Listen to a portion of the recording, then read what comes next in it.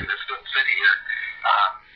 Nothing but alcohol stores all over the place. Yeah. Beer stores. People.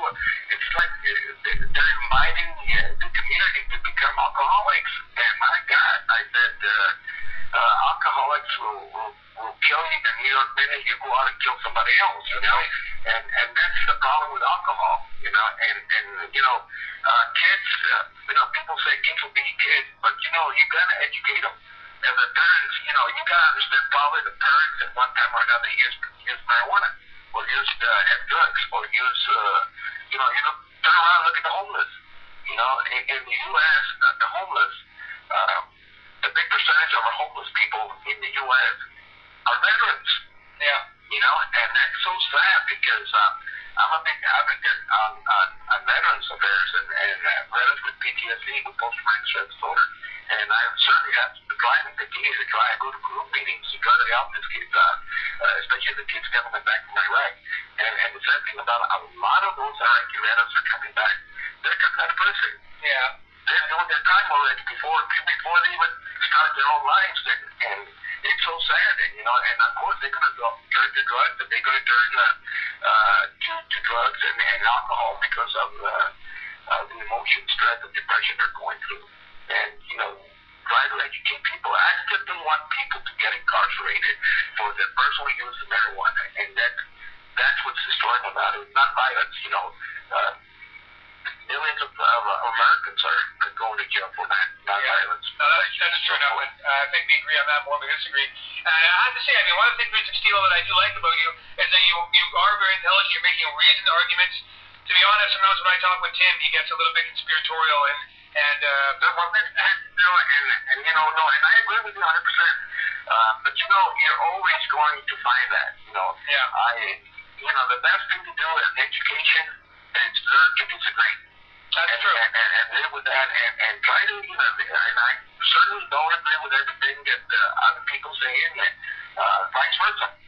So, you work around it and try to, and my cup of tea, to be honest with you, is education. I need to educate the public, whether it's the American public or the Canadians, that, we're losing this generation to incarceration. We're building more prisons than we are schools.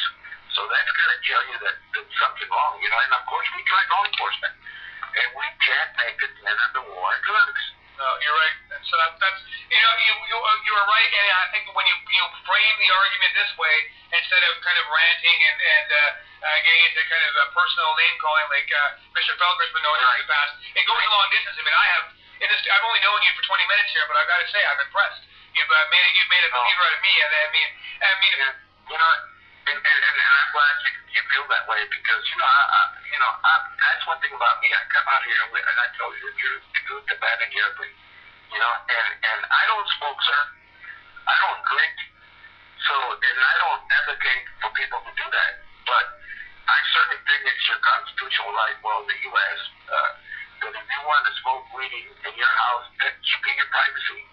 And that law enforcement should have nothing to do with this. But then again, we're also losing our civil liberties. Racial profiling is alive and well in the U.S. And although it's against the law, they still do it, and that's part of the problem and not part of the solution. No, you're absolutely right on that front. What can people expect from your debate on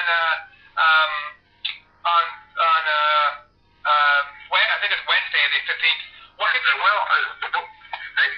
The people should expect something different that they've never heard before. For the first time, I guess you have a former DEA agent that really, comes out and tells you the truth and, what the problem is today. And, it's very simple. If the war on drugs was working, we would have stopped it again a long time ago. And we could have had something different completely, but it doesn't work. No.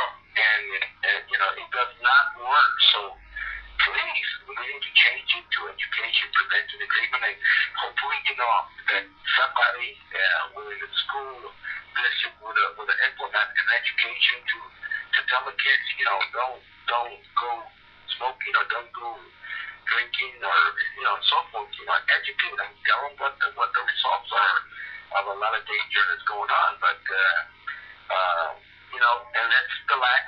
parents, because if you look at the parents, maybe the parents are alcoholics. Maybe, and they have no way to turn. And the thing that we fight most of all, it's not with the parents, it's the peer pressure.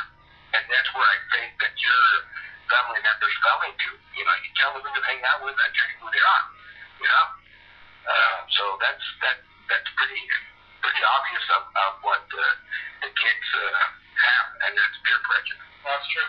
Well, I have to say, Mr. Castillo, it was a real honor to talk with you, and I would very much be interested in speaking with you again, perhaps on an occasional basis, just to touch base with you and all the things that are happening, getting your analysis on some of the stuff going on, both locally and globally here as we enter this really historic phase here. I will wish you good luck to that interview on Wednesday at 7 o'clock at the Matsqui Community Center in Abbotsford.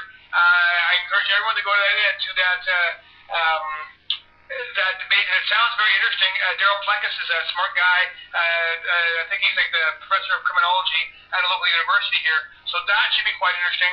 I'm going to try and make it myself, sir, so I get a chance to meet you and witness the debate. Well, I certainly hope you do.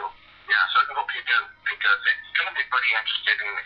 And this, for the first time, I think you're going to get a view from a different view, in the sense that, former DEA agent and so forth, that's been on both sides of the fence, as you say, as an activist now and garner law enforcement.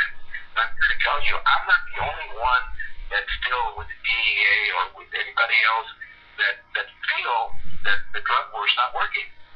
And they're frustrated because they see it with their own kids. So, they're trying to find a solution, and I think, and I certainly think that it's education, prevention, and treatment. I think you might be right. Well, hopefully I'll get a chance to see you on Wednesday. Thank you very much for joining us, sir. Yes, sir. I really do appreciate it. We'll talk again, sir. I promise. Yes, sir. Thank you. Good night. And that was Cele Castillo, a former DEA agent who was talking about the failed drug war, his own experiences.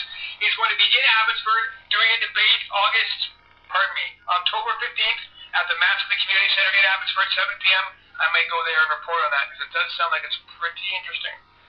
In fact, I think I will go. I don't usually interested in these debates, but Daryl Plekas and Tim Felger moderating the debate, how can you not go to that?